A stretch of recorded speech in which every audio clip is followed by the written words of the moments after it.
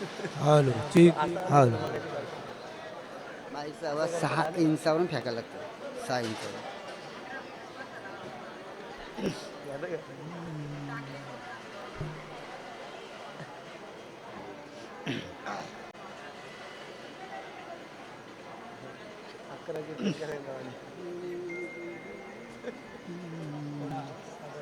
हाय काय तिकडे बघा उचला उचली चालू आहे. तेच बोलू. हॅलो झाला परत चला एक मिनिट. फोटो घेतो. आपण आले तरी बसायला लागला. एक मिनिट. आम्ही आला भजन पुऱ्या हे केलंय महाराजाचं कंप्लीट. धन्य मिळून आपले संचित वा मग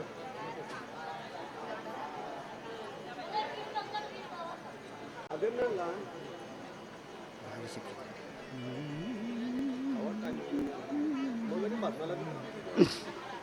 राहिले शिक्षक वा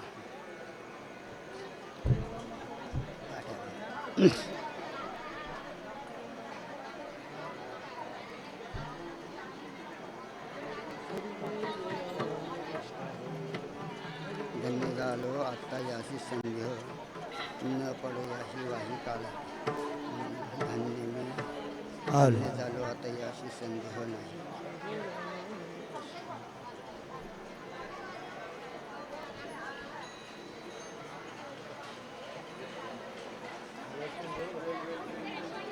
कधी आली तुम्ही?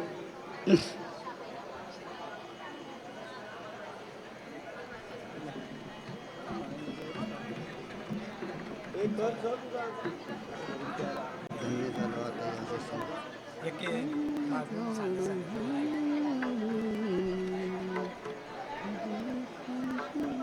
Hello hello hello check hello खालचं माईक चालू कर. खालचं माईक हॅलो लाल वायर. लाल वायर करायचं.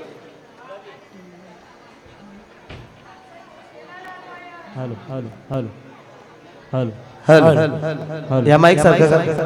हॅलो हॅलो त्याच्यासारखंच करा. तो लाल लावलोय तसंच कर. Hello hello hello hello hello hello तुमचा बघा. हॅलो हॅलो हॅलो बस okay. Hello hello hello effect द्या. Hello hello hello hello hello hello ठीक आहे राहू द्या. Hello okay. Hello check hello mike check hello बरोबर आहे. ओके हात नवला होता.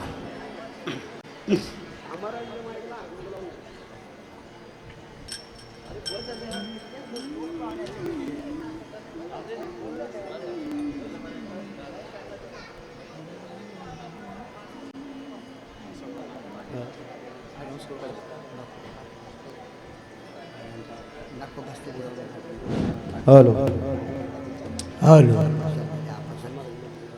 ते त्रास करायचा नाही आपापसात.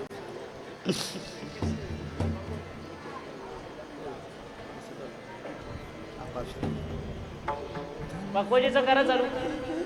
पक्वजीचं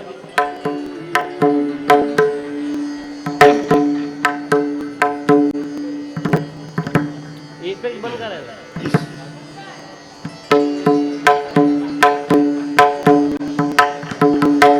ठीक आहे.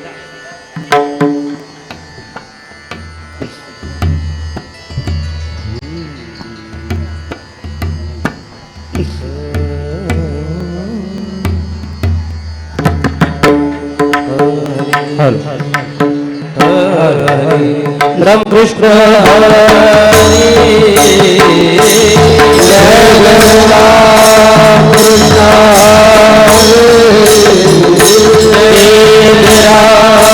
कृष्ण हरी राम कृष्ण हरी जय राम कृष्ण हरी जय राम कृष्ण हरी हरे जय राम कृष्ण हरे हरे जय राम हरे जय राम कृष्ण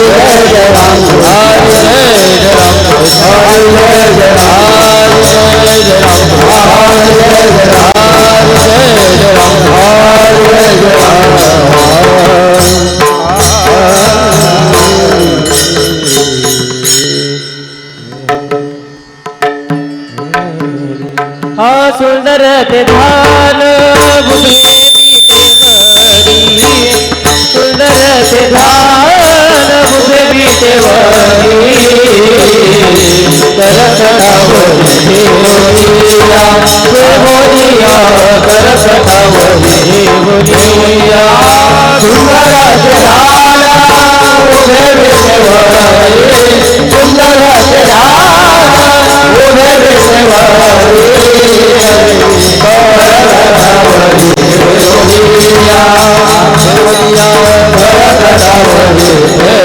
तुलसी हार गळा कासे पीतांबर तुलसी हार गळा कासे पीतांबर आवडे निरंतर हेची ध्यान आवडे निरंतर हेची ध्यान तुलसी हार कासे पीतांबर तुलसी हार कासे पीतांबर आवडे निरंतर हेची ध्यान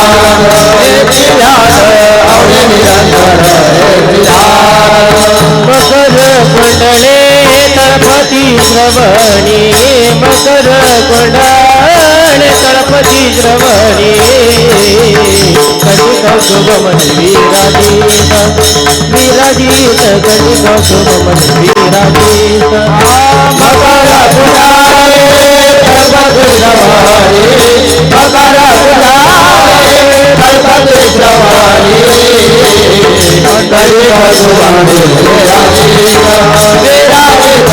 कटिका शुभमन तुलसी हार गळा कासे पीतांबर तुलसी हार गळा कासे पीतांबर आवडे निरंतर हेची ध्यान आवडे निरंतर हेची ध्यान तुलसी हार गळा कासे पीतांबर तुलसी हार गळा कासे पीतांबर आवडे निरंतर हेची ध्यान आवडे निरंतर हेची ध्यान तुका म्हणे माझे सर्व तुका म्हणे माझे हेची सर्व सुखा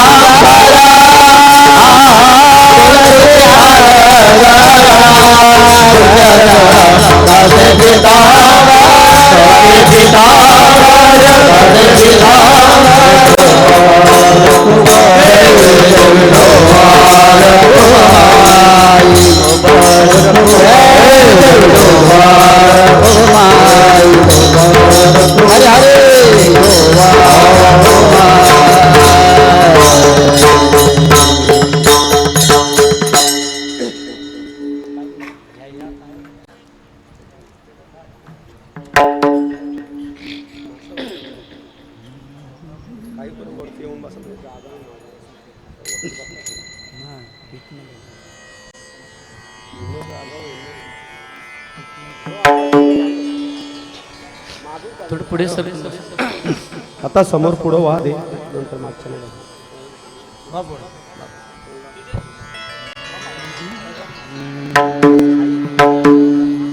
हल हल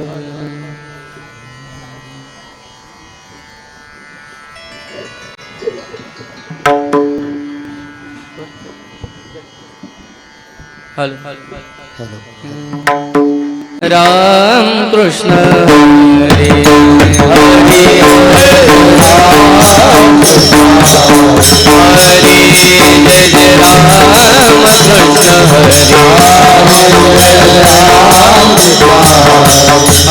जय जय राम कृष्ण हरे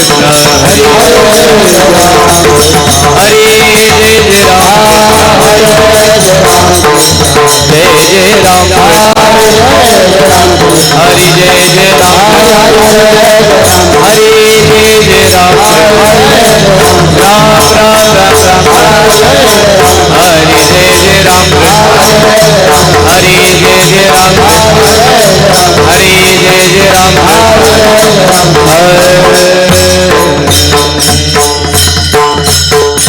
रूप पाहता लोचने सुख झाले ओ साजने महाविठ्ठल बरवा बरवा सोहा माधव बरवा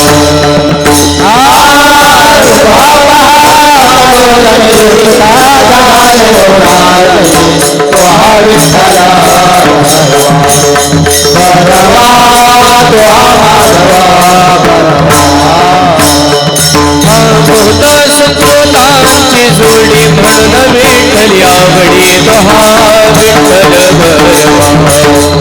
बरवा तोहा माधव सर्व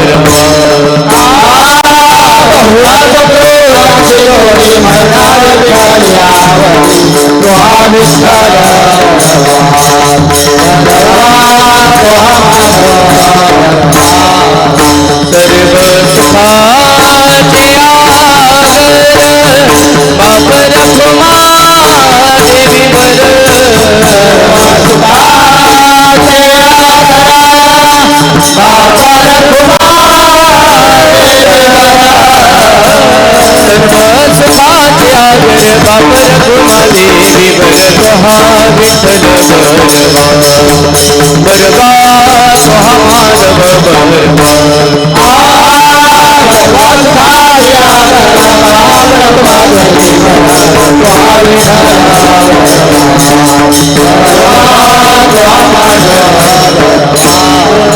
जय जय राम कृष्ण हरि जय जय राम हरि जय जय राम हरि जय जय राम हरि जय जय राम जय जय राम कृष्ण जय जय राम कृष्ण जय जय राम कृष्ण जय जय राम कृष्ण जय जय राम कृष्ण जय जय राम कृष्ण जय जय राम कृष्ण जय जय राम कृष्ण जय जय राम कृष्ण जय जय राम कृष्ण जय जय राम कृष्ण जय जय राम कृष्ण जय जय राम कृष्ण जय जय राम कृष्ण जय जय राम कृष्ण जय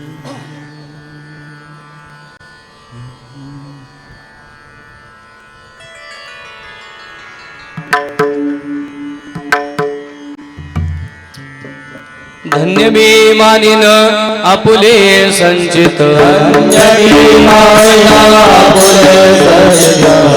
मी मानिन आपुले संचित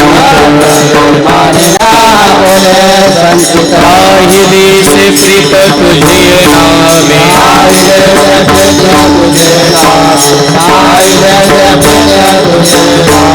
धन्य मी मानिन आपुले संचित धन्य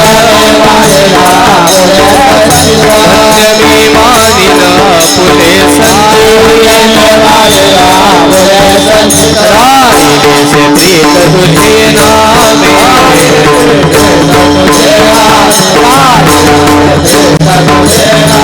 धन्य झालो आता याचे संदेह नाही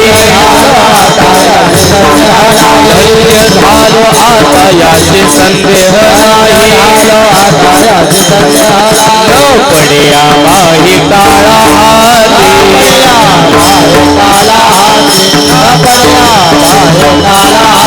ब्रह्मरस करू भोजन पंगती ब्रह्मरस करो भोजन पंगती संतांचे संगती सर्व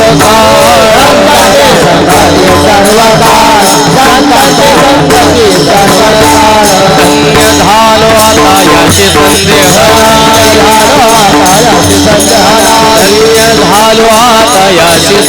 धन्य झालो आता याची संदेह पडिया बाही काळा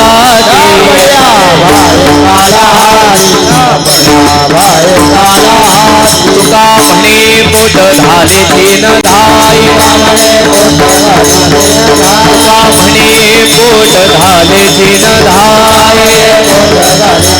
हातलेची बाई आवडी धन्य झालो आता याची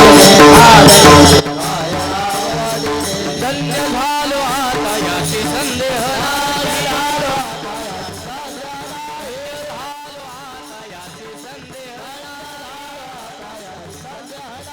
पड्या बाई काळा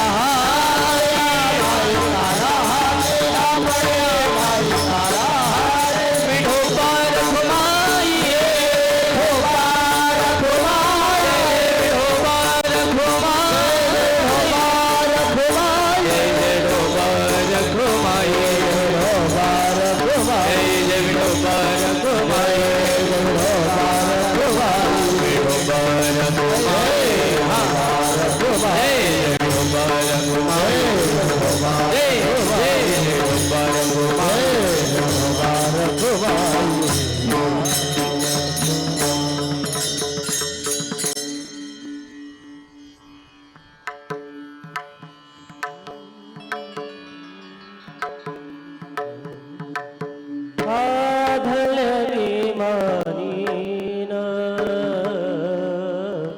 अपुले संचित धन मी मारीन अपुले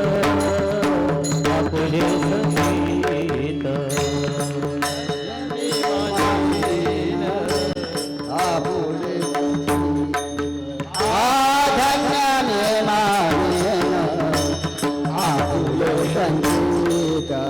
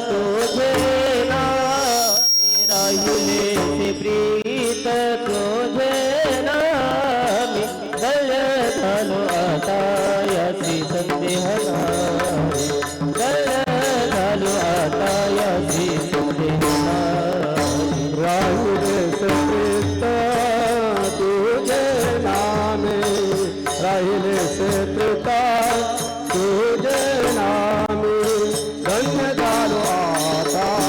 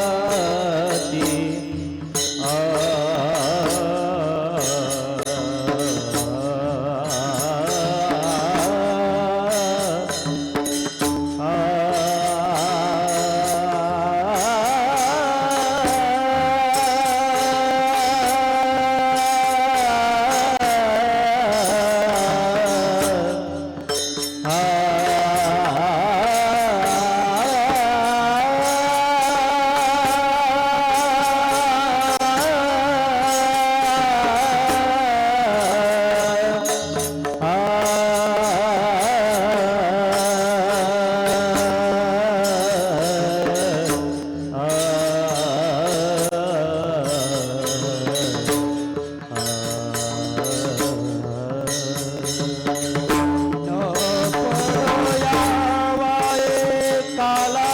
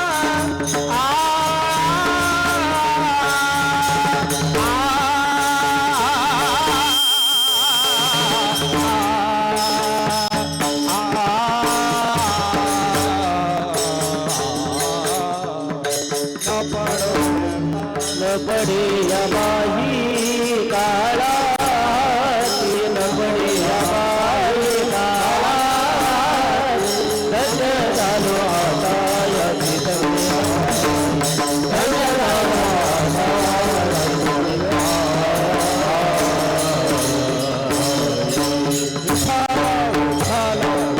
विठ्ठल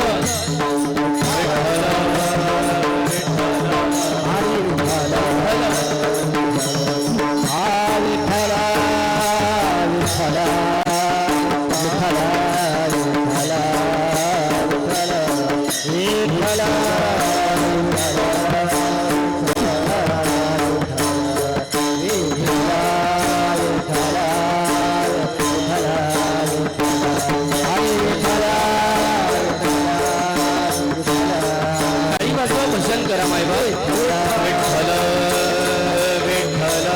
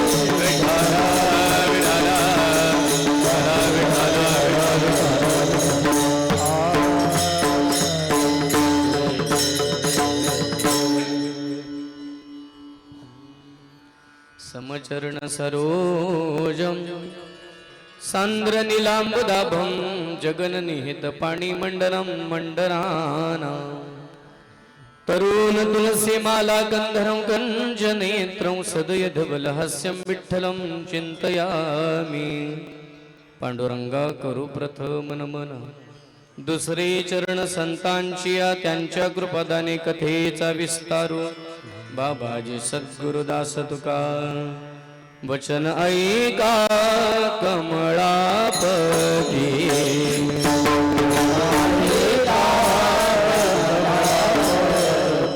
वचन ऐका कमळापती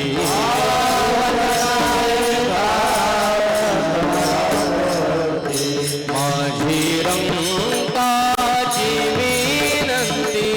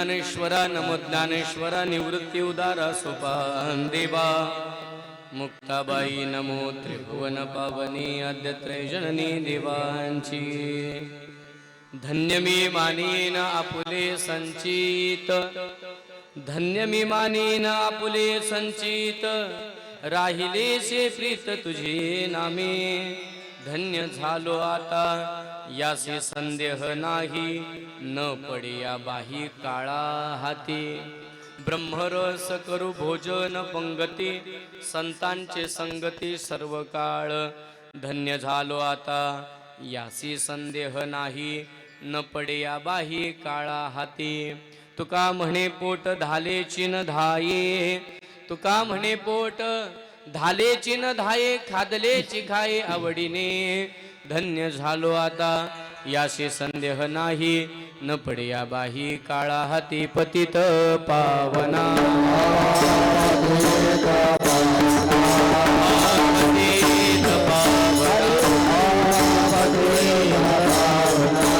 दीनानाथ नारायणा दीनानाथ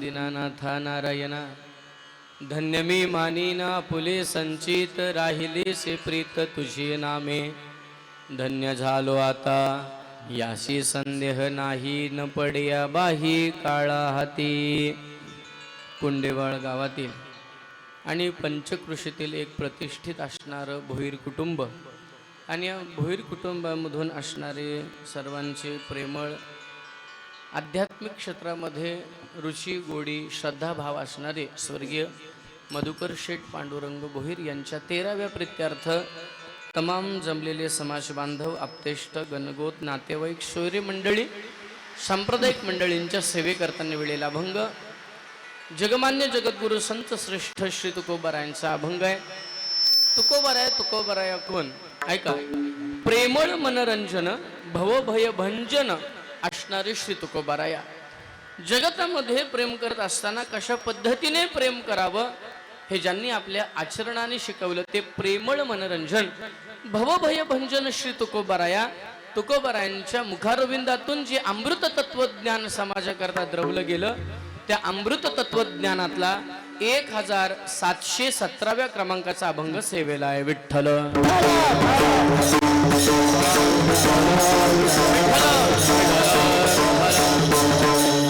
श्री तुकोबारायांना काय म्हणायचंय या गोष्टीला फार महत्व आहे.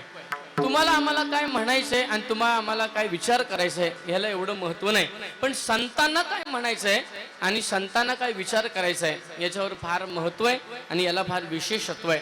ऐका, जीवनामध्ये अनेक माणसं जन्माला येतात. या विश्वाच्या पटावर असंख्य माणसं जन्माला आली आणि असंख्य माणसं गेली.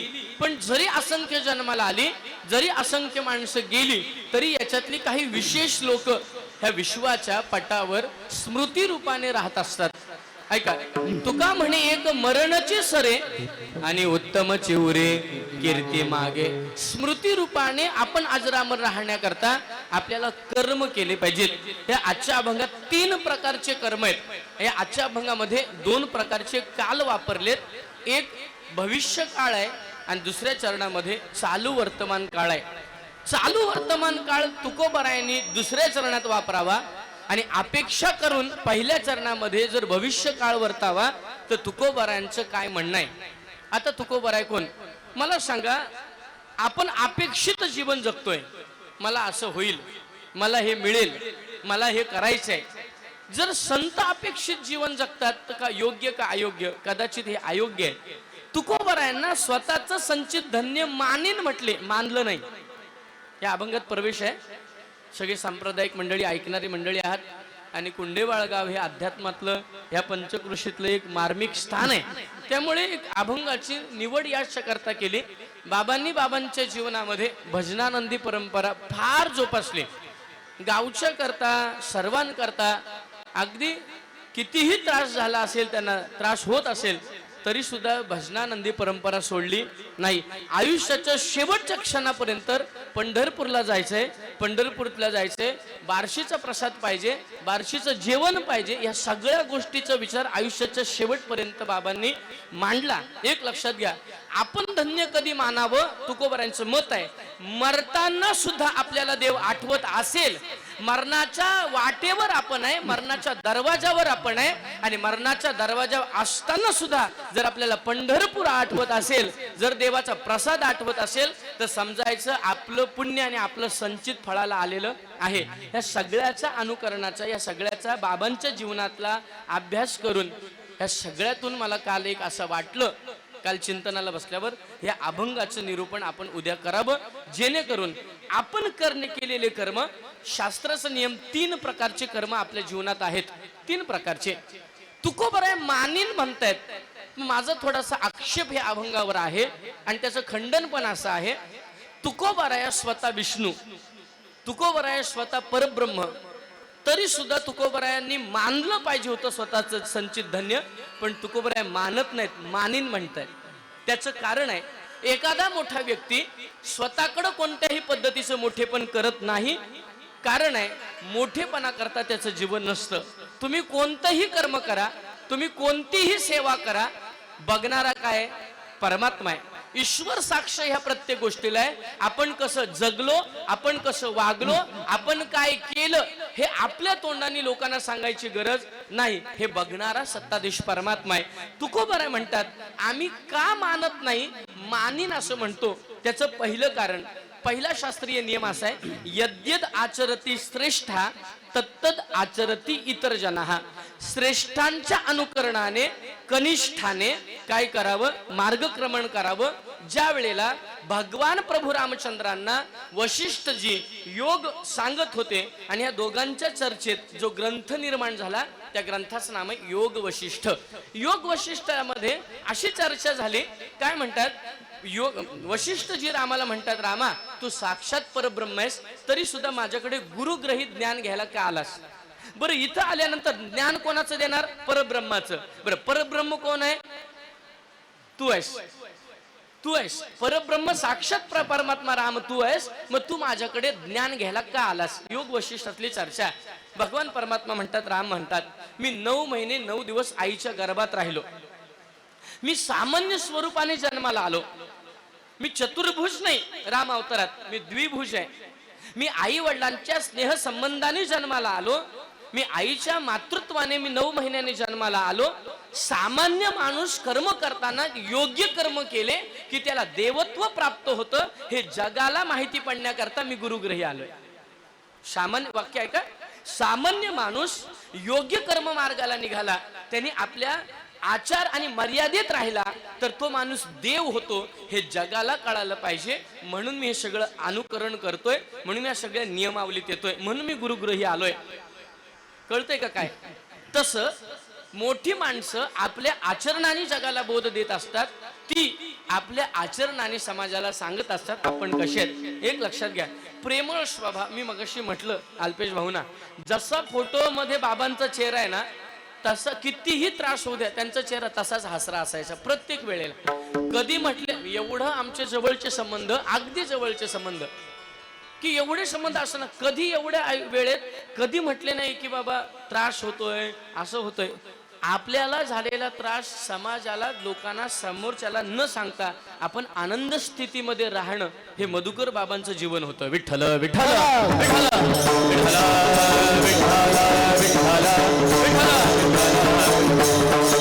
मोठ्यांकडनं काहीतरी अनुकरण करायचं असतं. तुकोबराय म्हणतात, मी माझं संचित धन्य मानेन. मला म्हणायचे तुकोबरायांनी मानलं पाहिजे होतं, कारण तुकोबराय साक्षात परमात्मा. पण तुकोबराय सामान्य स्वरूपामध्ये तैसे संत जगी क्रिया करुनी दाविती अंगी. संतांची जी क्रिया ती समाज अनुकरणशील असतो. म्हणून तुकोबराय म्हणतात आधी मी मानलं डायरेक्ट काय नाही, मी मानलं तर मागचे पण म्हणतील आम्ही धन्य. आता ह्या शब्दाने वर्तमान कर्म 3 प्रकारचे आहेत बघा. प्रारब्ध कर्म आहे, संचित कर्म आहे आणि क्रियामान कर्म आहे. याच्यातलं हे मानावं लागतं. आपण कळलेला प्रपंच, आपल्याकडून होणारा प्रपंच, आपल्याकडून होणारा संसार हा आपल्या प्रारब्ध कर्माने होणार आहे. तुमच्या प्रारब्धात जे तेच होणार आहे. आपलं प्रारब्ध कर्म आहे जे मागच्या जन्माचं काय जे आहे ते प्रारब्ध कर्म आपल्याला प्रपंच करायला प्रवृत्त करतं आणि आपलं संचित कर्म आपल्याला परमार्थ करायला प्रवृत्त करतं. आपण माळ घातली नाही, आपण भजन केलं नाही, आपण वारी केली नाही, आपण काही दान धर्म केले नाही, मागच्या जन्मीचं सुकृत संचित फळाला आलं, मागच्या जन्मीचं संचित कर्म उदयाला आलं आणि त्या उदया आलेल्या संचित कर्माने हे आपल्याकडनं करवून घेतलं. ते आपण केलं, हे मागचंच आहे आपलं. तुका मने होता ठेवा आणि तो या भावा सापडला. हे आपण केलं नाही, आपलं साठलेलं आहे, त्या साठलेल्याने आपल्याला करून घेतलं. बघा, एखादा ग्रंथ वाचत असेल, एखादा निरूपण करत असेल, अजिबात नाही ह्या जन्मी केलं नाही, मागच्याच जन्मीचं आहे. हे कुठल्या जन्मीचं आहे? मागच्या जन्मीचं आहे. आणि ते मागच्या जन्मीचं पुण्य की त्याही जन्मामध्ये ती साधना घडली, मागच्याही जन्मामध्ये हे सगळं घडलं आणि तेच आता आपल्याला मिळालंय. फार छान सिद्धांत आहे बरं का. काही काही माणसं म्हणतात महाराज ग्रंथ सर्व आहेत घरात पण वाचायला वेळ नाही. ग्रंथ सगळेच काही जणांच्या घरी, काही जणांकडे बोलण्याचं कौशल्य पण वाचायला बसले की वाचता येत नाही. पण मग एखादा व्यक्ती निरूपण करतो, एखादा व्यक्ती ग्रंथ वाचन करतो, त्याचं कारण आहे तुका मने होता ठेवा तो या भावा. हा, संचित कर्म आपल्याकडनं परमार्थ करून घेतात. तुम्ही म्हणाल महाराज असं कसं?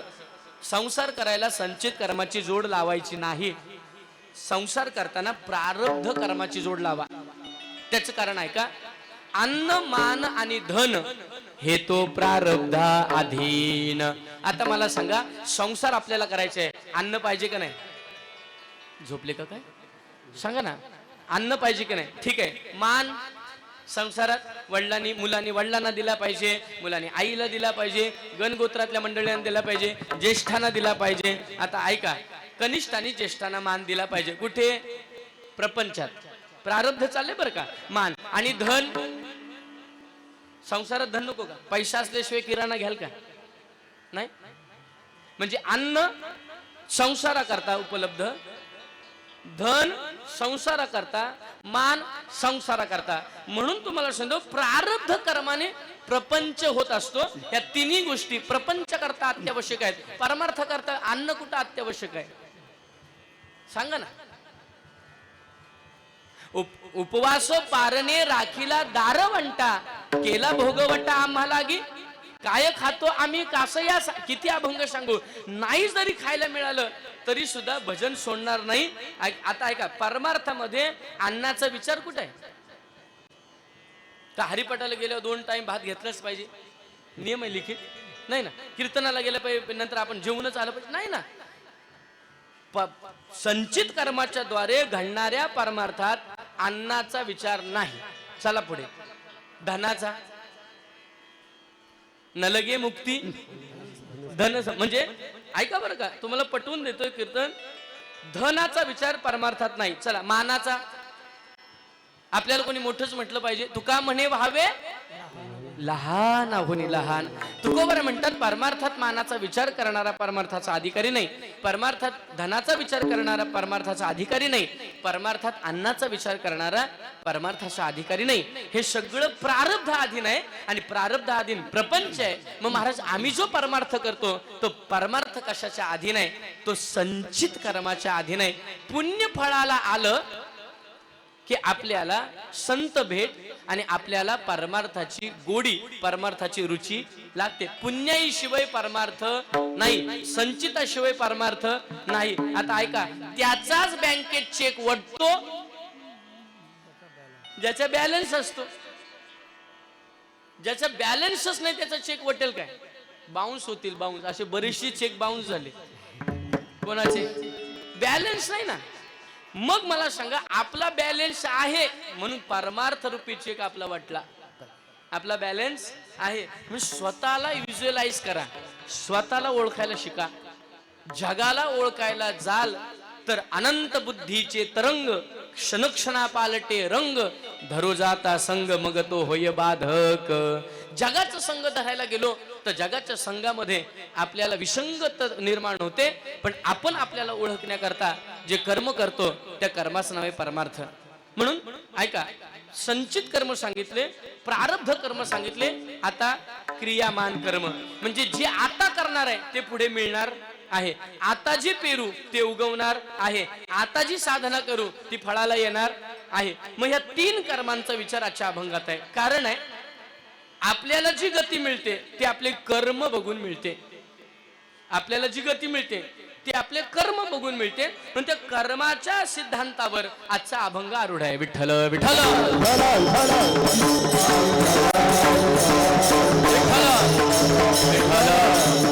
माता माऊलीने विनंती आहे, जरा इकडे पुढे सरकून बसा. मागून महिला येतात. माता माऊली या पुढे सरकून या. विठ्ठल विठ्ठल विठ्ठल विठ्ठल विठ्ठल कुंडली गौरधारी विठ्ठल श्री ज्ञानदेव तुकाराम पंढरीनाथ भगवान माऊली ज्ञानेश्वर महाराज जगद्गुरु संत तुकाराम महाराज बोल रे भाई सब संतन की जय. विठ्ठल विठ्ठल विठ्ठल विठ्ठल. तुकोबराय म्हणतात, मी माझं संचित धन्य मानीन. मानलंय का? नाही. मानीन. का मानीन? राहिलीशे प्रीत तुझी नामे. याचा अर्थ ज्याचं प्रेम देवाच्या भजनावर आहे, ज्याचं प्रेम देवाच्या नामावर आहे, पण कधीपर्यंत? मरेपर्यंत. कारण आहे, अंतकाळामध्ये चालू स्थितीमध्ये चालू वर्तमान काळामध्ये केलेले कर्म अंतकाळामध्ये आडवे येत असतात. आणि ते जर वाईट घडले तर अंतकाळात देव आठवत नाही. आणि ते चांगले घडले तर अंतकाळात देव आठवतो. बघा ना, अंतकाळात देव आठवतो. अंतकाळात देव आठवणं म्हणजे त्याची सरली येर झार. सांगू, पंढरपूर आठवणं हे सुद्धा महत्भाग्य आहे. पंढरपूर आठवणं. ऐसी चंद्रभागा ऐसे भीमा तीर ऐसा विटेवर देव कोठे. ऐका, मग पंढरपूर आठवलं तर या 3 गोष्टी आठवतात. चंद्रभागा आठवते, वाळवंट आठवतो, महाद्वार आठवतो, परमात्मा आठवतो, गरुडपार आठवतो, सगळ्या गोष्टी आठवतात. पंढरपुराचं नाव जरी घेतलं तरी आपण दर्शन घेतलेली सगळी स्थानं आठवतात. संतही आठवतात, तीर्थही आठवतं आणि भगवंतही आठवतो. काही ठिकाणी नुसते संत आहेत आणि काही ठिकाणी नुसतं तीर्थ आहे, काही ठिकाणी नुसता भगवंत आहे. पण पंढरपूर विश्वाच्या पाठीवर असं स्थान आहे जिथं तीर्थ आहे, संत आहे आणि भगवंत आहे. विठ्ठल विठ्ठल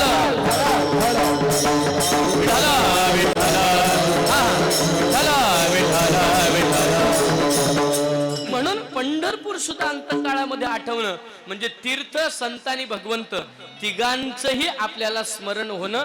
हा बाबांच्या जीवनामध्ये कंटिन्यूस हॉस्पिटल मधून असताना घरात येईपर्यंत या 3 गोष्टीचा आठव होता. विठ्ठल विठ्ठल विठ्ठल विठ्ठल. मग आपल्याला देवाच्या नावावर प्रेम, परमार्थातही प्रेम आहे आणि प्रेम प्रपंचातही आहे. प्रपंचात प्रेम नसेल तर प्रपंच होत नाही आणि परमार्थात प्रेम नसेल तर परमार्थ होत नाही. आता ऐका, आपली ही काया ही आपल्याला प्रपंचाकरता मिळाली नाही, ही काया मिळाली परमार्थाकरता. पण आपण वापरली, बोला, प्रपंचाकरता. जाऊ द्या, ठीक आहे, वापरली. मग जर ज्या दिवशी आपल्याला कळालं आता हा देह आपला नाही, हा द्यायचा आहे. तुकोबरांच्या अभंगामध्ये आपल्या सर्वांचं श्रुत आहे प्रमाण. आलिया संसारा उठा वेगी करा, शरण जा उदारा पांडुरंगा. उदार असणाऱ्या पांडुरंगाला शरण जा. त्याची कारण विचारली तुकोबरायांना महाराज, आम्ही देवाला शरण का जाऊ? कारण तर सांगा. तुकोबराय कारण सांगतात, देह हे काळाचे आणि धन कुबेराचे, येते मनुष्याचे काय आहे म्हणून शरण जा उदारा. पांडुरंगा. देह काळाचा आहे, धन कुबेराचं आहे. आपलं धन कुठं आहे? बोला, आपलं धन कुठं आहे? आपलं नाही, धन कुबेराचं आहे. भगवान शंकराने त्याला जे स्थान दिलं, त्याला जो अधिकार दिला, त्याला जे निर्माण करून दिलं, त्या सर्वाला ते कुबेराचं धन आहे. ते धन आपलं नाही. देह कोणाचा आहे? देह काळाचा आहे. आता आपलं काय आहे? आपलं इथं काहीच नाही. हा विचार करणं म्हणजे परमार्थ करणं. आपलं काही नाही. आपलं या जगात धन नाही, आपलं या जगात देह नाही. मग आपलं काय असावं? हा विचाराचे उत्तर जेव्हा सापडतं तेव्हा आपण परमार्थाची पहिली पायरी चढतो. उत्तर मिळतं. काय मिळतं? आता ऐका, फक्त तो आपला आहे. येते मनुष्याचे काय आहे? काहीच जर आपलं नाही, मग आपलं कोण आहे? आपला तो एक देव करून घ्यावा. फक्त देव आपला आहे हे उत्तर मिळाल्यानंतर परमार्थाची मनस्थिती जी बदलते, त्या मनस्थितीतून जे घडतं तो परमार्थ आहे. मनस्थितीतून घडतो तो परमार्थ आहे. एक लक्षात घ्या, आपण मनस्थिती बदलणं, मनातून वाटलं ना देवाकडे जावं, मनातून वाटलं नाम घ्यावं, मनातून वाटलं सर्व परमार्थ करावा, मनातून वाटलं परिवर्तन करावं, त्या मनस्थितीतून जी वाटचाल प्रारंभित होते त्याचं नाव आहे परमार्थ. आणि असा परमार्थ गेले अनेक वर्ष बाबांनी केला. एक लक्षात घ्या, आपली वृत्ती काय? ज्ञानोबा आहे, मी कोणालाही शेठ म्हणत नाही बरं का, थोडं क्षमा मागून बोलतो. ज्ञानोबरायांनी त्याचं उत्तर दिले, कोणाला शेठ म्हणा. बाबांना का शेठ म्हणायचं त्याचं कारण आहे का? ज्ञानोबाराया मुखारबिंदातून म्हणत असताना भगवंतांनी विचारलं होतं अर्जुनाने, देवा ती तुझी विभूती काय सांगा मला, तू कोणत्या स्वरूपामध्ये आहे? मग त्याचं विश्लेषण करताना ज्ञानोबाराय म्हणतात ऐका, कोणालाही मोठं म्हणायचं नाही, कोणालाही श्रीमंत म्हणायचं नाही. ज्ञानोबरायांनी त्याची तत्व सांगितले. जेथ संपत्ती आणि दया ह्या दोन्ही वस्तू ग एक ठाया, ते धनंजया जाण विभूती माझी. संपत्ती आहे पण दया सुद्धा आहे. काही जणांकडे संपत्ती आहे पण दया, पार्टीला देतील पण पंक्तीला देणार. मी थोडं स्पष्ट बोलतो, काही जणांकडे पैसा आहे म्हणजे संपत्ती आहे पण दया नाही. मग ज्ञानोबरांची भाषा आहे, जे तर संपत्ती आणि दया. कोणाला श्रीमंत म्हणावं?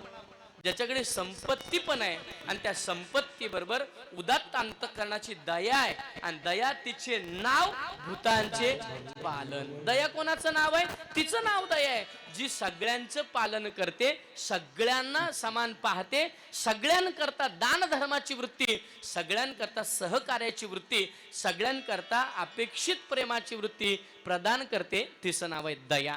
म्हणून जेत संपत्ती आणि दया, संपत्ती असून दान करण्याची ज्याच्या दानत आहे त्याला म्हणायचं दया. आणि हे पूर्ण कुटुंबचं कुटुंब, हे भोईर कुटुंबचं कुटुंब ह्या गोष्टीत अग्रगण्य आहे. विठ्ठल विठ्ठल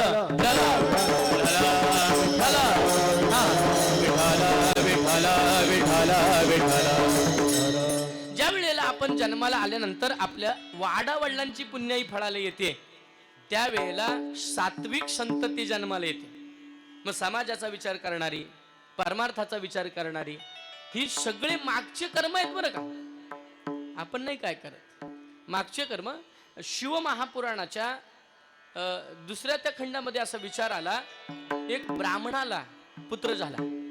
त्या ब्राह्मणाला पुत्र झाला, काय मागच्या जन्माचे कर्म होते काय माहिती नाही. कर्माच्या ते चुकल्यामुळे, मागच्या जन्मीचे कर्म चुकल्यामुळे वडील पाठवायचे त्याला वेद अध्ययन करायला बाकीच्या ब्राह्मणांबरोबर, पण हा जायचा जुगार खेळायला.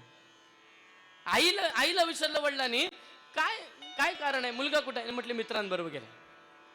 हा काय करायचा, हळूहळू घरातले एक एक वस्तू चोरायचा, हळूहळू वस्तू चोरायचा. ते सगळं धृतवर म्हणजे जुगारावर करायचा. एक दिवशी वडिलांना कळालं, वडिलांची अंगठी घरातून गेली. आईला वाटलं कुठे गेली, मग ती अंगठी गावातल्या एका माणसाच्या बोटामध्ये पाहिली. वडिलांनी सांगितलं ही माझी अंगठी आहे. त्यांनी सांगितलं ही तुमची अंगठी असली तरी आता ही माझी झाली, मी जिंकलोय हिला. कसा जिंकलास? म्हटले तुमच्या पोरांनी काल रात्री जुगारावर लावले. बापाला वाईट वाटलं, अरे अरे अरे, मी एवढा चांगला धर्मज्ञ ब्राह्मण, मी एवढा चांगला वेदोक्त ब्राह्मण, मी एवढा निष्ठावंत सात्विक ब्राह्मण असून माझ्या उदराला जन्माला आलेला मुलगा असा का आला? त्याची कारण शोधायची. मागच्या जन्माचे काही कर्म चुकले असले तर जन्माला येऊन, नरदेहाला येऊन सुद्धा वृत्ती आपली बदलत असते. आहे का? आपण वृत्ती घेऊन जन्माला येत असतो. जी सुसूक्ष्म नाडी आपली आहे तिच्यात येणारे मागच्या जन्मीचे कर्म, त्या कर्माने वृत्ती घडते आपली. ऐका, मग ती वृत्ती घडली, मग त्याला पश्चाताप झाला, तो निघून गेला. निघून गेल्यानंतर मग त्याने दिवसभर उपवाशी शिवालयाच्या दारात बसला. संध्याकाळच्या वेळेला एक व्यक्ती पूजा करायला आला आणि त्या पूजाच्या थालीमध्ये प्रसाद होता. पूजेच्या थालीत प्रसाद होता. दिवसभर भूक लागली होती. त्या प्रसादाचा गंध घेतल्यानंतर याला वाटलं बस ह्या माणसाची पूजा संपली, हा मंदिरातून गेला की मी काय करेन, हा प्रसाद ग्रहण करेन. पण त्या माणसाने भरपूर असे बेल वाहिले होते. बेलामध्ये खाली शिवलिंग झाकलं गेलं होतं. तो व्यक्ती निघून गेला. तिथे एक दिवा होता, तो दिव्यातली वात संपत होती. ह्या व्यक्तीला भूक लागली होती आणि मग ह्याने काय केलं, जाऊन ते सगळी पानं बाजूला केली. बाजूला केल्यानंतर वाटी तिथं ठेवली होती त्या देवाच्या समोर. त्याच्यावर सगळी पानं होती. ती वाटी काढण्याकरता सगळी पानं बाजूला केली. बाजूला केल्यानंतर हातात वाटी घेतली. वाटी घेतल्यानंतर त्याच्या लक्षात आलं, अरे अरे देवालयात आता अंधकार होईल, वात विजत चालले. त्यांनी त्याचं कापड फाडलं. फाडलेल्याने त्याची वात केली आणि त्याची ज्योत त्याच्यात टाकली, निघून चालला. कोणतरी चोरतय हे बघितल्यानंतर एका माणसाने गोंगाट केला. त्याच्या मागे सगळे धावायला लागले. धावता धावता त्याला बेदम मारलं. त्याचे नेत्रहीन झाला, गतप्राण होणार. आता त्याला नेण्याकरता यमदूत आले आणि यमदूताला शिवदूताने खंडन केलं. त्यांचा पाश तोडला. शिवदूतानी पाश तोडला. शिवदूतानी पाश तोडल्यानंतर यमदूतानी शिवदूतांना विचारलं, मला सांगा ह्या एवढा पापी आहे, यांनी आईचं कोरं लुगडं सुद्धा जुगारात विकलं. बघा वाचा तुम्ही, आईचं कोरं लुगडं सुद्धा जुगाराला विकलं, बापाचे अलंकार विकले, घरातल्या वस्तू विकल्या. असा शुद्ध मार्गाला जन्माला आलेला चांगल्या कुळात पण वाईट व्यभिचार केला, याला आता नरकात न्यायचंय. शिवदूतांचा प्रश्न आहे. शिवदूतांनी सांगितलं, आता ऐका, देवावर असणारा अंधकार दूर करणं, देवावर झालेलं ओझं बाजूला करणं चांगलं का वाईट? बोला बोला, चांगलं. देवालयामध्ये ज्योत तेवणं चांगलं का वाईट? बोला बोला, चांगलं. आणि देवाचा प्रसाद ग्रहण करणं चांगलं का वाईट? चांगलं. पाहे प्रसादाचे वाट घ्यावे धुवून येतात. म्हटले दुसरी गोष्ट, देवपूजेमध्ये एकाग्र होऊन देवपूजा बघणं चांगलं का वाईट? यमदूत सांगितले, हा काय एकटक बघत होता, देव मिळावा म्हणून नाही, तो माणूस कधी जातोय पूजा संपून आणि प्रसाद कधी खातोय म्हणून एकटक बघत होता. शिवदूतांनी सांगितलं त्याचं घेणं देणं नाही. ज्या अर्थी एकटक एकाग्र होऊन देवपूजा बघत होता त्या अर्थी मानसी पूजा त्याच्याकडनं घडली. काय घडली? मानसी पूजा. कारण तो व्यक्ती जेव्हा पंचामृत ओतायचा त्या पंचामृताकडे एकटक होता, म्हणून ते देवपूजा मानसिक झाली. आणि मानसिक भक्ती झाल्यामुळे, एकाग्र झाल्यामुळे, दिवा त्या तेवल्यामुळे याची सगळी पापक्षालन झाली. आता मला सांगा, कर्म घडले, वर्तमान काळात कर्म घडले, जाणून घडले का अजाणतेपणाने घडले? त्याला माहिती होतं का मी पूजेत बसल्यावर माझं पुण्य वाढल? त्याला माहिती होतं का मी दिवा लावल्यानंतर माझं पुण्य वाढल? नव्हतं माहिती. पण हे सहज जरी घडलं तरी काय पदरात पडतं? पुण्य पडत असतं. आपले कर्म काय आहेत आणि आपले कर्म कधी संपतील याचा आपल्याला विचार करता येत नाही. संतांनी देवाकडे मागणं मागितलं आणि देवानी सांगितलं, तुम्हाला मी काय देऊ सांगा, तुम्ही मागाल ते देण्याकरता मी तयार आहे. संतांचं असं वाक्य ऐकल्यानंतर संतांनी एवढंच म्हणाले, देवा तुला द्यायलाच जर असं वाटत असेल तर मज सोडवी दातारा आणि कर्मापासून दुस्तरा. मला द्यायचंच आहे ना तर मला सोडवायचंच आहे ना, तर मला कर्मापासून सोडव. कारण कर्म आडवे आले की माणूस पुन्हा अडकला जातो. कर्म आडवे आले की माणूस पुन्हा अडकला जातो. म्हणजे आजच्या अभंगामध्ये 2 कर्म तुकोबराय प्रवृत्त करतात. पहिलं कर्म आहे, तुकोबराय म्हणतात मी मानेन. आपल्याला मानलं पाहिजे. कसं मानायचं? सांकेतिक चिन्ह आहे. याच्याकरता ज्ञानोबरायांनी ज्ञानेश्वरीत एक गोड दृष्टांत दिलाय. ऐका, काय दृष्टांत आहे? ज्ञानेश्वरी पारायण म्हणून वाचू नका. ज्ञानेश्वरी दृष्टांताचा खजिना म्हणून वाचली की फार. ज्ञानोबराय स्वतः सांगतात, ज्ञानदेव सांगे दृष्टांताची मात. मात म्हणजे अगणित. एवढे दृष्टांत ज्ञानेश्वरीत आहे. त्या ज्ञानेश्वरीतला दृष्टांत सांगतो ओवीला धरून. काय झालं? फाल्गुन महिना संपायला आला. फाल्गुन महिना, बरं का, फाल्गुनच ना, होळीचा महिना फाल्गुन महिना. मग नंतर काय होतं, ती झाडाची पानं गळायला सुरुवात होतात. झाडाची पानं गळायला सुरुवात होतात. मोठा बागायतदार व्यक्ती, लाखो करोड श्रीमंत व्यक्ती, अशी मोठी त्याची बाग, आणि बागेत काय तो काम करायचा नाही. शेठ त्यांनी माणसं ठेवली होती. त्या सगळ्या माणसांवर वॉच करायला एक माणूस ठेवला होता. एक दिवशी श्रीमंत व्यक्ती आला, बागेत फिरला. बागेत फिरल्यानंतर त्यांनी पाहिलं की सगळ्या बऱ्याचशा झाडांची पानं गळून पडलेत आणि सगळ्या फांद्या अशा सहज अशा सगळ्या दिसत आहेत. सगळ्या झाडांची पानं पडलेली आहेत. आता काय करावं म्हणून त्या व्यक्तीने त्या कामगाराला बोलवलं. शेठने, हे बघ, हे असं का घडलं, ही सगळी पानं पडली, आता काय करायचं? तो म्हणला, चिंता करू नका, वसंत आला की सगळी पानं येतील. काय म्हटला व्यक्ती? वसंत आला की सगळी पानं येतील. मग एक हात महिन्यानी पुन्हा आला.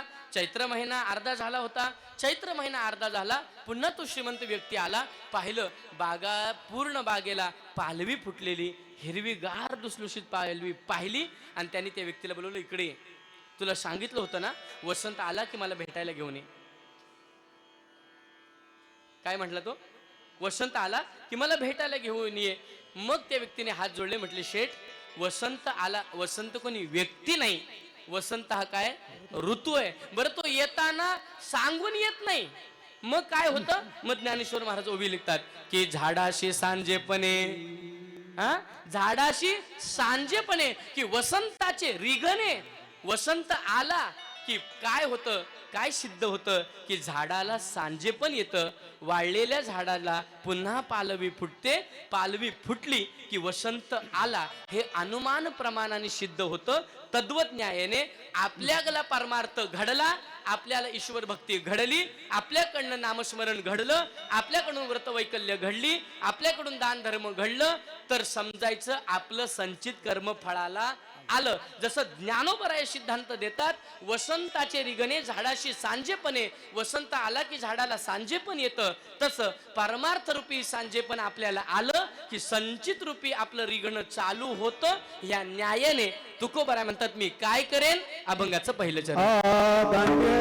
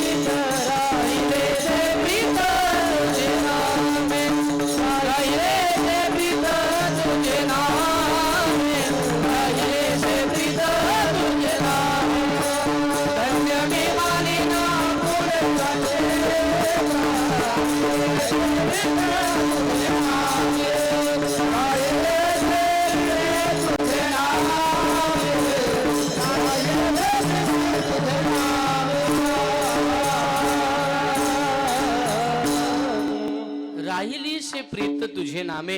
देवाच्या नावावर प्रेम शेवटच्या क्षणापर्यंत राहिलं तरच आपलं संचित धन्य माना, तोपर्यंत मानायचं कारण नाही. तुकोबराय म्हणतात आपलं शेवटच्या पर्यंत देवावर प्रेम राहिलं पाहिजे. त्याचं कारण आहे संसाराचं प्रेम एकतर्फी आहे, परमार्थाचं प्रेम सर्वव्यापी आहे. ऐका ना, आपण कुठल्या गावातल्या असा, कुठल्याही गुरुचे शिष्य असा, कुठल्याही जाती धर्माचे असा, परमार्थात भेटलो की एकमेकाला आलिंगन देतो की नाही, एकमेकाच्या पाया पडतो. तेच संसारात असं घडतं काय?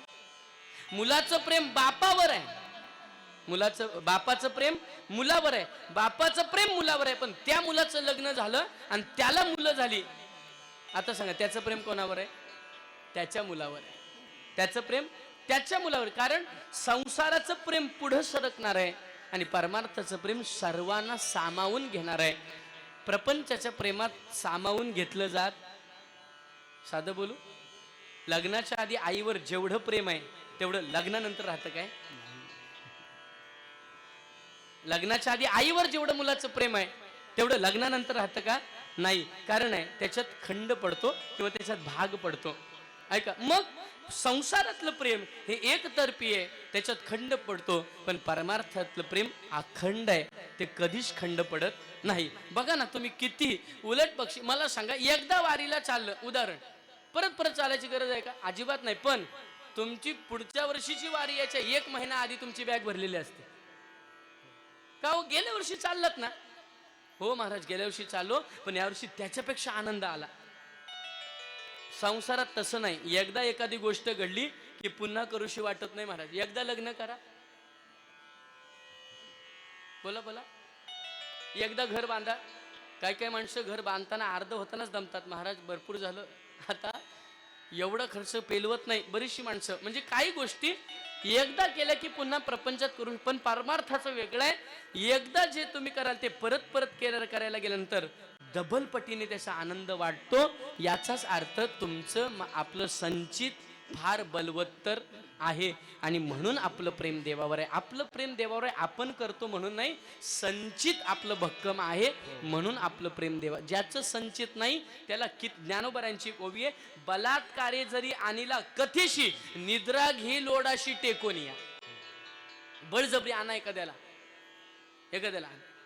आणला ना कथा कीर्तनाला, श्रवणाला, तुम्ही म्हणाल चला, तर तू काय करतो? पुढे बसत नाही, कुठे तरी कोपऱ्यात बसतो आणि टेकतो आणि जे झोपतो ते जय विठ्ठल झाल्यावर लोक उठवायला लागतात त्याला. ज्ञानोबराय म्हणतात संचित नाही त्याला. ज्याचं संचित नाही त्याला बळजबरीने आणलात तुम्ही, पण तो काय करतो? निद्रा घे लोडाशी टेकून या. तो टेकल कुठेतरी भिंतीला, झोपून जाईल का? संचित भक्कम नाही. मग मला सांगा, तुकोबरांसारखा महात्मा आज आपल्याला असं प्रवृत्त करतात, आपणही आपलं संचित धन्य मानायला पाहिजे. पण कधी राहिली से प्रीत तुझे नामे. मग देवाच्या नावात असं काय आहे जे आम्हाला मोक्ष देतं? देवाच्या नावात असं काय आहे जे आम्हाला जन्म मरणाच्या चक्रव्यूहातून सोडवतं? देवाच्या नावात असं काय आहे जे यमाला थरथर कापायला लावतं? देवाच्या नावात असं काय आहे जे आम्हाला मोक्ष देऊन काय करतं? मुकृत कृत्य करतं. आता ऐका, सगळ्यांवर काळाची सत्ता आहे, सगळ्यांवर काळाची सत्ता आहे आणि काळावर संतांची सत्ता आहे. वाक्य ऐका, सगळ्या जीवावर काळाची सत्ता आहे आणि काळावर संतांची सत्ता आहे. सगळ्या संतांचं बघा, संतांनी ज्या दिवशी स्वतःला सांगितलं त्या दिवशी निजधामाला गेले. तुकोबरायांनी चला बीज, ज्ञानोबरायांनी त्रयोदशी, नाथ षष्ठी. बघा ना, नाथ महाराजांनी 2दा प्रयोजन केलं होतं. एकदा प्रयोजन केलं, बाई म्हटली काय ह्याला आताच जायचं होतं का? माझी लेक चाली सासरपणाला पहिल्यांदा थाटामाटा सगळा विवाह खर्च एवढा केला आणि आजच ह्याला जायचं होतं का? कोण म्हटली? बाई म्हटली. नाथ महाराज उठून बसले आणि म्हटले जाऊ दे, मी थांबतो, तुझ्या मुलीचं सगळं चांगलं होते. एक लक्षात घ्या, काळावर संतांची सत्ता आहे, काळावर संतांची सत्ता आहे. काळाची सर्वांवर सत्ता आहे. पण काळ काय करतो? आपल्या दूतांना असं समोर बसवतो, बोलवतो इकडे या, आणि यमधर्म सांगे दूता ते नाही बा तुम्हा सत्ता. यमधर्म आपल्या दूतांना सांगतो तिथं तुम्हाला सत्ता नाही. ज्या घरात भजन होतं, ज्या घरात नामस्मरण होतं, ज्या गावात नामस्मरण होतं, तिथं सुद्धा काळाच्या दूतांना स्थान नाही. आता ऐका, नका जाऊ तयाच्या गावा, नामधारकाच्या शिवा. सुदर्शन गोवा गिरी घरटी घालीत फिरत असे. नामस्मरण ज्या गावात परिपूर्ण होतं, तिथं काळ आपल्या दूतांना सांगतो, वेशीव सुद्धा जाऊ नका. नका जाऊ तयाच्या गावा, नामधारकाच्या शिवा. शिव ह्या शब्दाने वेश हा शब्द समानार्थी आहे. नामधारकाच्या गावात वेशीवर सुद्धा जाऊ नका. का तर तिथं सुदर्शन गोवा गिरी घरटी घालीत फिरत असे. म्हणजे नामस्मरण किती मोठं आहे. मग नामस्मरण ज्यांनी ऐकलं, नामस्मरण ज्यांनी केलं, भजनानंदी ज्यांनी परंपरा केली, त्याला मोक्ष मिळणार की नाही? एक सांगू, क्षमा मागून, एकादशीच्या मरणापेक्षा द्वादशी आणि त्रयोदशीचं मरण श्रेष्ठ आहे. विठ्ठल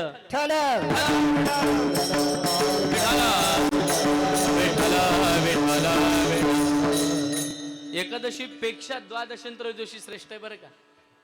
हा, ज्ञानोबाराया त्रयोदशीला समाधिस्थ झाले. संत दादा महाराज सातारकर म्हणजे बाबा महाराजांचे, त्यांनी हा सगळा अभ्यास केला आणि त्यांनी सांगितलं, माऊलींची निष्ठा म्हणतात. ज्ञानेश्वरी ते बोलायला लागले ना, ज्ञानेश्वरीचं प्रवचन करायला लागले की कितीही प्रवृत्तीचा माणूस असू द्या, तो स्थिर व्हायचा आणि त्या श्रवणाने पवित्र व्हायचा. एवढी दादा महाराज जेव्हा ज्ञानेश्वरी सांगायचे तेव्हा त्यांची ताकद होती. एक एक ओवी उलगडून सांगायचे. ज्ञानोबारायांनी दृष्टांत दिला होता त्यांना. काय ताकद असेल. ज्ञानेश्वरी मुखावर फिरणं, ज्ञानेश्वरी आपल्या जिवेवर फिरणं आणि ती सहज न काही पानं ओलांडता सहज एक एक ओवीचं विस्तार करणं कृपा आहे. कृपेशिवाय काय होत नाही. आता ऐका, त्यांनी ज्ञानोबारायांना सांगितलं, ज्ञानोबा मला जर मरण पाहिजे असेल तर मला त्रयोदशीचं मरण द्या. त्याच दिवशी मरण मिळालं. द्वादशीचं पारणं, त्रयोदशीचं पारणं फार श्रेष्ठ मरण मानलं जातं. आता ऐका, तुकोबाराय म्हणतात, मग धन्य मी मानीन आपले संचित. माझं प्रेम देवाच्या नावावर आहे. देवाच्या नावावर प्रेम आहे. हे कसं? प्रेमाकरता समर्पण पाहिजे, प्रेमाकरता निष्ठा पाहिजे, प्रेमाकरता भावना पाहिजे आणि प्रेमाकरता समर्पण पाहिजे, तर ते खरं प्रेम. मग तुकोबारायांचं किती समर्पण. पायाची माती विठ्ठल म्हणाली का नाही? पायाची माती विठ्ठल म्हणाली. आपली माती झाली तरी विठ्ठल नाही. तुकोबारायांच्या चरणाची रज विठ्ठल म्हणाली. एवढं प्रेम तुकोबारायांचं. आणि एवढं प्रेम म्हणून तुकोबाराय दुसऱ्या चरणात म्हणतात, मी आता काय करेन, का मी धन्य मानू. कारण की जग काळाच्या हाती कधी जातं, जे कधी परमार्थ रूपी कर्म करत नाही, नामरूपी साधना करत नाही, तो काळाच्या हाती जातो. आणि आम्ही नामस्मरणाच्या वर प्रेम राहिलं म्हणून आता आम्ही काळाच्या हातात जाणार नाही. अभंगाचं दुसरं चरण. धन्य झालो तयासी संदेव नाही, धन्य झालो तयासी संदेव नाही, धन्य झालो तयासी संदेव नाही, धन्य झालो तयासी संदेव नाही, धन्य झालो तयासी संदेव नाही,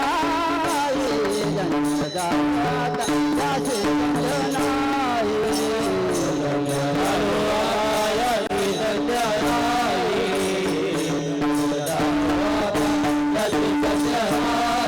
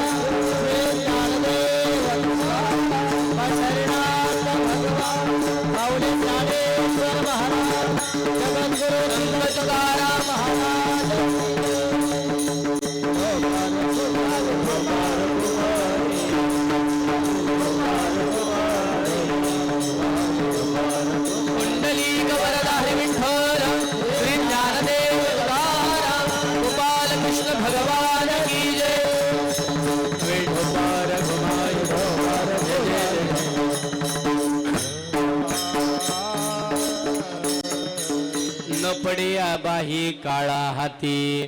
काळा हाती आपण पडायचं नाही. मग महाराज काय करावं?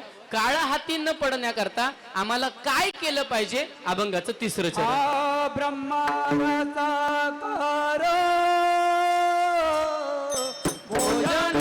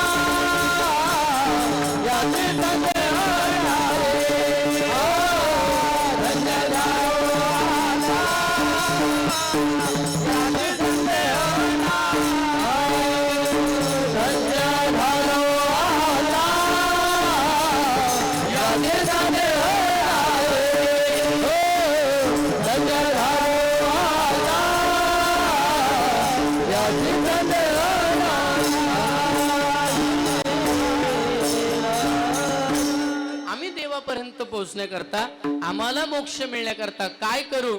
तुकोबार म्हणतात ब्रह्मरस करू भोजन पंगती आणि संतांचे संगती सर्व काळ. पंगत घडावी पण संतांची घडावी आणि संगत घडावी पण संतांची घडावी.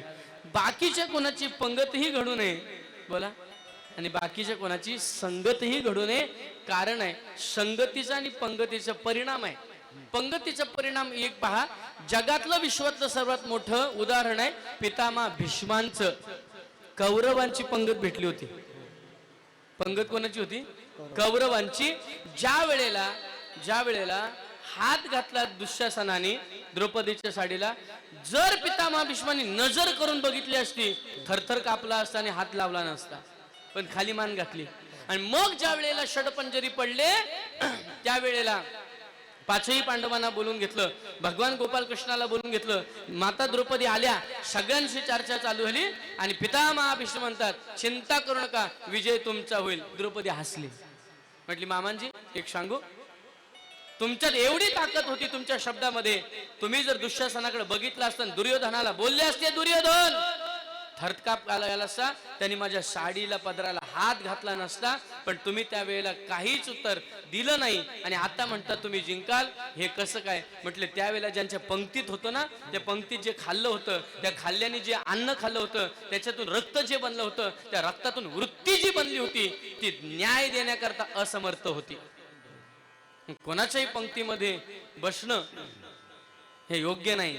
आणि कोणाकडं एक लक्षात घ्या, तुकोबारा म्हणतात आम्ही ज्या पंक्तीत आणि शंक्तीत बसलो ती ब्रह्मरसाची पंगत आहे आणि ती पंगत फक्त संतांच्या संगतीत मिळते. ब्रह्मरसाची पंगत कोणाच्याही संगतीत मिळत नाही. मग ब्रह्मरसाची पंगत आम्हाला चाखायची आहे, ब्रह्मरस चाखायचे आहे. कोणताही पाक बनवण्याकरता अग्नी पाहिजे. उदक अग्नी धान्य झाल्या घडे पाक, एका वेळ एक कामा नये. मग संतांनी जे आम्हाला ब्रह्मरसाचा पाक दिला बनवून, त्याच्यात अग्नी कुठला आणला? ज्ञानाग्नी प्रज्वलित केला आणि ज्ञानाग्नी प्रज्वलित करून ब्रह्मरसाचं पान आम्हाला करवलं. मग एखादी गोष्ट आता ऐका, प्रपंचातली एखादी गोष्ट ग्रहण करताना ती परत परत वाटते नको, पण परमार्थामध्ये असं वाटतं परत परत त्या गोष्टी घडाव्या आमच्या जीवनामध्ये. एक गुलाबजाम खाल्ला तर 5व्या गुलाबजामला आपल्याला नकोसं वाटतं, पण एकदा भजन ऐकलं की रोज रोज रोज रोज भजन ऐकावंसच वाटतं. कारण आहे तुका म्हणे पोट धालेची न धाये, खादलेची खाये आवडीने. हरिपाठ आज करता मग उद्या नाही करायचं का? तुम्ही म्हणाल उद्या सुद्धा, परवा सुद्धा. महाराज मी एखाद्याला प्रश्न रोज रोज हरिपाठ, म्हटले महाराज काल जो आनंद आला त्याच्यापेक्षा आज आला, आज आनंद आला त्याच्यापेक्षा उद्या येणार का? हरिपाठ तोच आहे. पिढ्यानपिढ्या गेल्या 700-750 वर्ष झाली, पण ज्ञानोबा माऊली तुकाराम भजन बोललं की कोणाचेही पाय काय होतात, थरथरतात, नाचायला प्रवृत्त होतात. तर कोणताही अभंग घ्यायला सुरुवात केली की आपल्याला त्याच्यात समाधानाची प्राप्ती आहे. संसारातल्या गोष्टी एकदा केल्या की पुन्हा करूशा वाटत नाहीत, पण परमार्थातल्या गोष्टी एकदा केल्या की पुन्हा पुन्हा करूशा, बोला ना, करूशा वाटतात. याचा अर्थ संसार गौण आहे आणि परमार्थ श्रेष्ठ आहे, बरं का? मग गौण असणाऱ्या प्रपंच संसार हा आपल्या प्रारब्ध कर्माने होणार आहे आणि ते आधीच डिक्लेअर झालेलं आहे. ते काय होणार आहे, कधी मिळणार आहे, किती मिळणार आहे, हे आधीच आपल्या प्रारब्धाने ठरवलेलं आहे. त्याच्यात बदल करता येत नाही. संचिताचा भाग उदयाला येतो, 2 वेळेला उदयाला येतो. कसा उदयाला येतो? पुण्य फळले बहुत दिवसा, भाग्य उदयाच्या ठसा, आणि झालो सन्मुख तो आयसा, आणि संत चरण पावलो. आपल्याला परमार्थ घडायला सुरुवात झाली, पण ते श्री गुरु चरणाकडून म्हणजे श्री गुरु कृपा प्रसादाने घडली तर समजायचं धन्य मी मानीन आपले संचित. का? तुकोबर आहे. तुम्ही का असं म्हणतात? तुकोबर म्हणतात सत्य गुरु राय कृपा मज केली, मला माझ्या गुरुनी सत्य कृपा केली. सत्य म्हणजे सत्य तू, सत्य तू, सत्य तू विठ्ठला. सत्य असणारा परमार्थ माझ्या डोळ्यामध्ये नेत्रांजन, कृष्णांजन नावाचं अंजन घालून तो मला दाखवला, आणि म्हणून मी धन्य मी मानीन आपुले संचित. मोक्षाला कारणीभूत असणार जे काही ज्ञान आहे ते संतांच्या संगतीत आम्हाला मिळालं, म्हणून धन्य मी मानीन. काळाच्या हाती जीव पडतो, पण नामस्मरणाच्या बळावर, नामसाधनेच्या बळावर आम्ही काळाला जिंकलं, म्हणून धन्य मी मानीन. आमच्याकडनं परमार्थरूपी कर्म चालू वर्तमान काळामध्ये शेवटपर्यंत घडले, म्हणून धन्य मी मानीन. अभंगाच्या शेवटच्या चरणात तुकोबाऱ्या म्हणतात मला पुन्हा पुन्हा हे करूसं वाटतंय. अभंगाचं शेवटचं चरण म्हणे पोट झाले जीन धाये, म्हणे पोट झाले जीन धाये, म्हणे पोट झाले जीन धाये, म्हणे पोट झाले जीन धाये, तुझा म्हणे पोट झाले जीन धाये, पोट झाले जीन धाये, तुझा म्हणे पोट झाले जीन धाये,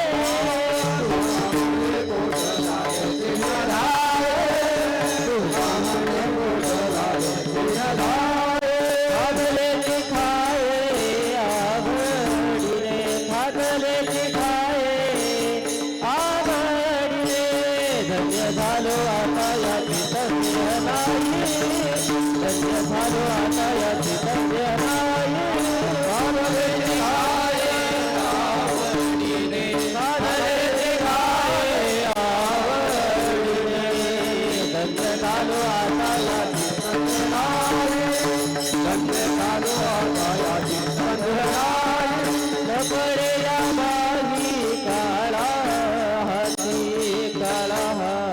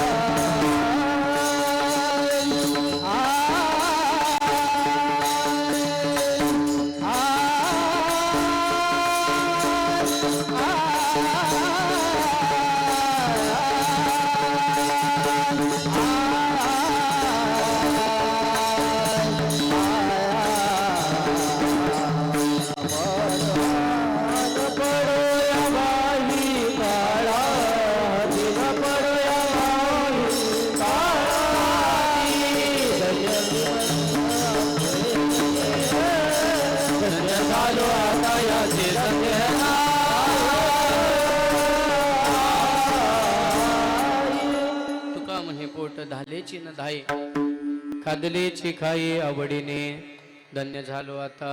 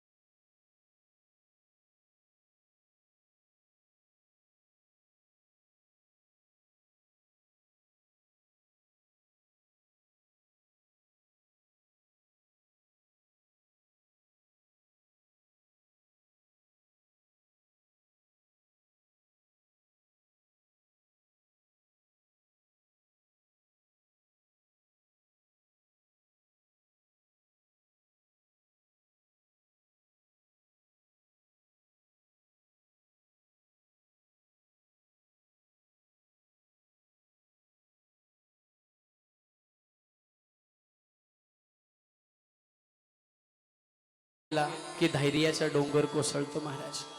सर्वतोपरी मुलाला धैर्य देणारा बाप आहे आणि सर्वतोपरी प्रेम करणारी माय आहे. आई गेली की प्रेमाचा सागर आटला. तिच्यासारखं प्रेम जगात नाही.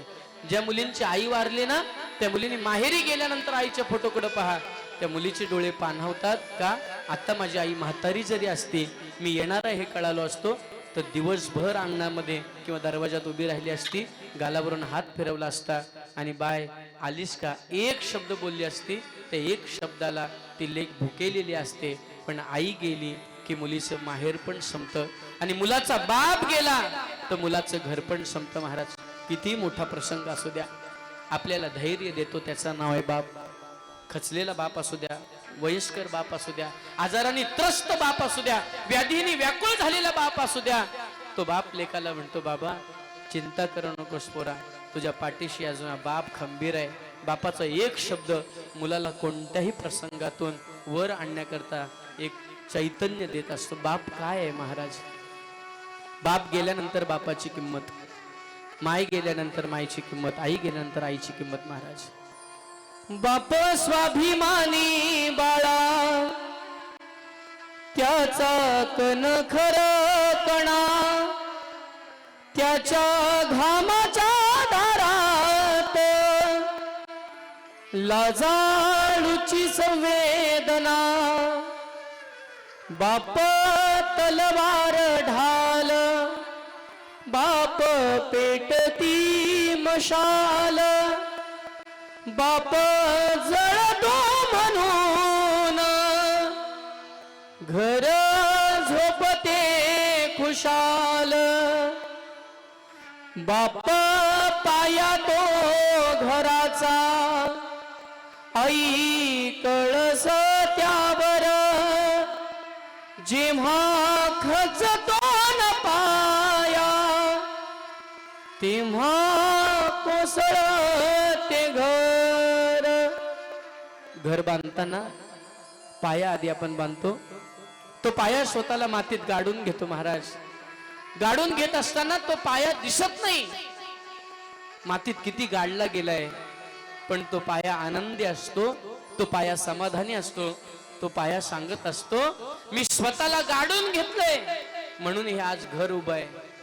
एखादी भिंतीला चिरा गेली, तडा गेली तर भिंत बांधता येईल. स्लॅबला क्रॅक गेला तर क्रॅक फिलिंग करता येईल. एखादा दरवाजा तुटला तर नवीन बांधता येईल. एखादी खिडकी फुटली तर नवीन लावता येईल.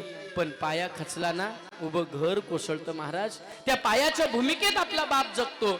स्वतःच्या आवडी, स्वतःच्या निवडी, स्वतःचा आनंद जमिनीत गाडून घेतो. कशा करता? मुला करता महाराज. त्याला वाटतं मी स्वतःच्या आवडी निवडी गाडून घेतल्या ना, बस माझ्या मुलांचं सुख हेच माझं सुख आहे. बापाला विचारा, तुला काय देऊ? बाप गालात असेल आणि बाप सांगेल, वेड्या माझे डोळे जोपर्यंत उघडे तोपर्यंत तुझं सुख या उघड्या डोळ्यांनी बघावं, ही एकच माझी इच्छा आहे महाराज. बाप गेला की पाया जसा खचला की घर कोसळतं, तसं बाप गेला की उभं घर कोसळतं महाराज. बापाने काय केलंय? सगळे सुख दुःख, सगळ्या प्रकारच्या वेदना सहन केल्या. तुकोबारायांना जेव्हा विचारलं, तुकोबा तुम्ही काय कराल हो? तुकोबारायांनी सांगितलं, आम्ही आमच्या वडिलांची परंपरा जोपासू. आम्ही आमच्या वडिलांची परंपरा जोपासू. माझ्या वडिलांची मिराशिगा देवा, तुझी चरण सेवा साधावया. अहो का तुम्ही तुमच्या वडिलांची परंपरा? तर तुकोबराय सांगतात, उपवास पारणे राखीला दार वंटा, केला भोगवटा आम्हाला. किती भोगलं आमच्या बापानी. कधी खिशात पैसा असेल कधी नसेल, एवढे सगळं जोडत असताना, पै पै आमच्या करता जमून ठेवत असताना, ही संपत्ती हे ऐश्वर्य आमच्या करता देत असताना, आमचा बाप कदाचित एखाद्या दिवशी उपवासी राहिला असेल. आमच्या बापाला एखाद्या दिवशी मोठं दुःख झालं असेल. आमच्या बापाला एखाद्या दिवशी चिंता पडली असेल. पण या सगळ्या चिंतेचं सावट सुद्धा त्यांनी मुलांच्यावर कधी केलं नाही. बाप स्वतः उपवासी राहतो, पण मुलांच्या आनंदाकरता सगळं समर्पण करतो महाराज. बाबा तुम्ही आमच्यासाठी कष्ट केले फार, सोडून गेले बाबा सारा परिवार. बाबा तुम्ही आमच्यासाठी कष्ट केले फार, सोडून गेले बाबा सारा परिवार. लेकी सुना रडत बसती कान्हा कोपऱ्याला, बाबा बाबा बाबा हाक मारू मी कुणाला. सोडून गेले बाबा मायले कराला, बाबा बाबा बाबा हाक मारू मी कुणाला. दास म्हणे जगामध्ये बाप आणि आई, आई बाबा सारिखे दैवत नाही. सोडून गेले बाबा मायले कराला, बाबा बाबा बाबा हाक मारू मी कुणाला. स्वर्गीय मधुकर शेठ पांडुरंग भोईर त्यांच्या स्मृतीचा सुगंध संबंध गावामध्ये तर दरवळेल, पंचकृषीमध्ये तर दरवळेल, पण समस्त समाजामध्ये सुद्धा त्यांनी सर्वांना प्रेम, स्नेह, सहकार्य, हसरा चेहरा. कधी आता मानघरच्या उत्सवाला जेव्हा स्वामींच्या भेटले, मला बोलून घेतलं हरिपाठ झाल्यावर. त्यांच्या शेजारी बसलो. मी त्यांच्या शेजारी बसायला घाबरायचो, का वडील नात्याने शेजारी कसं बसायचं. मी खाली उभा होतो. म्हटले बसा महाराज. म्हटलं कसे काय तब्येत? ठीक आहे म्हटले. आता काय, फक्त हे आहे ते फक्त ईश्वराच्या स्वाधीन करायचं आहे. एक लक्षात घ्या, काही माणसांचे शब्द सुद्धा आपल्या कानामध्ये गुंजत असतात. जसे स्वर्गीय मधुकर शेठ यांचा प्रेमळ स्वभाव, यांच्या परिवाराला आज दुःखाचा डोंगर लोटला. आज समस्त समाज समाज समस्त ग्रामस्थ सगळे सोयरे आपतेष्ट नातेवाईक गणगोत्र सगळे मंडळी आज त्यांच्या या 13व्याच्या दिवशी त्यांना भावांजली श्रद्धांजली वाहण्याकरता आपण आलोय. त्यांच्या पवित्र स्मृतीला अभिवादन करून त्यांनी केलेला परमार्थ त्यांनी जोपासलेली भजनानंदी परंपरा यांची जागा कोणी भरू शकत नाही. पण ही अशी जाज्वल्य परंपरा त्यांच्या पश्चात त्यांच्या घरातल्यांना ही परंपरा समाज हिताचं कार्य समाज सहकार्याचं कार्य त्यांच्या पश्चात त्यांच्या मुलांकडनं घडो झालेली सेवा हरीच्या चरणी समर्पित करण्यापूर्वी ज्ञानोबरायांच्या आणि तुकोबरायांच्या भजनांनी त्यांना आपण श्रद्धांजली वाहूया. ज्ञानेश्वर माऊली ज्ञानराज माऊली माऊली ज्ञानेश्वर माऊली ज्ञानराज ज्ञानेश्वर माऊली माऊली ज्ञानेश्वर माऊली ज्ञानराज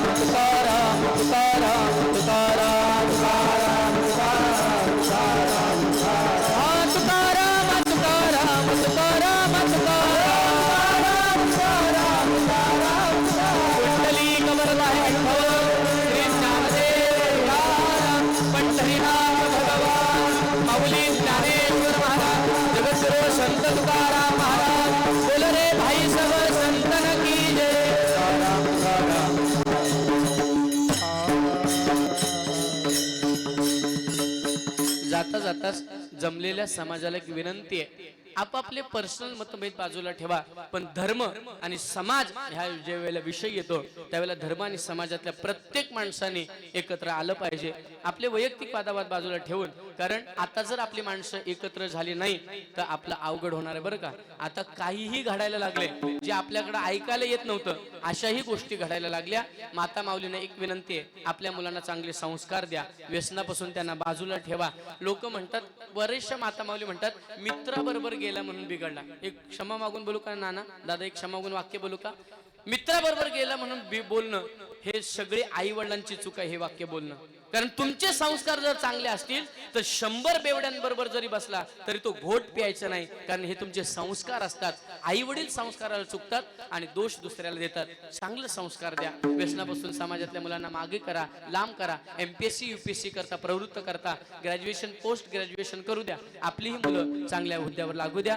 झालेली सेवा हरीच्या चरणी समर्पित करण्यापूर्वी सत्याने जगा प्रेमाने वागा यातच ईश्वर यातच आनंद मिळेल. प्रेम आणि सत्य घेऊन सगळ्यांना आपलं करून चाला. सगळे ग्रामस्थ मंडळ टाळकरी आलेले विनेकरी बाबा असतील सगळे आलेले मंडळी यांना तुम्ही ह्या दुःखामध्ये सहभागी झालात म्हणून समाज बांधिलकी म्हणून मी तुमचं ऋण निर्देशित करतो. तुम्हाला कोट्यावधी धन्यवाद देतो. झालेली सेवा अशीच सर्वांच्या जीवनामध्ये पांडुरंगाची पवित्र सेवा घडो नामस्मरण घडो सगळ्यांच्या गळ्यात पवित्र तुळशीची माळ येवो आणि सर्वांना त्या भक्तीचा आनंद लुटता येवो ही ईश्वर चरणी प्रार्थना करून झालेल्या सेवेला विराम. विठ्ठल जय जय कुंडली कवरला कृष्णदेव गोपाल कृष्ण भगवान जय विठ्ठल जय जय विठ्ठल. हा बोले ले पुरे वेडे वाकुडे महाराज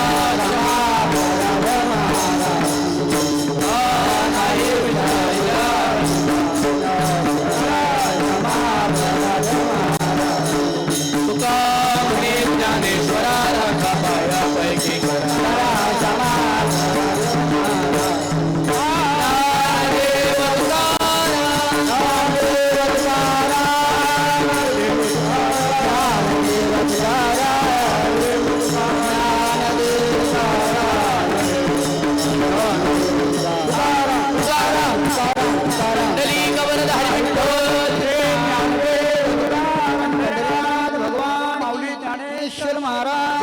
संत तुकाराम महाराज सब संतान की जय.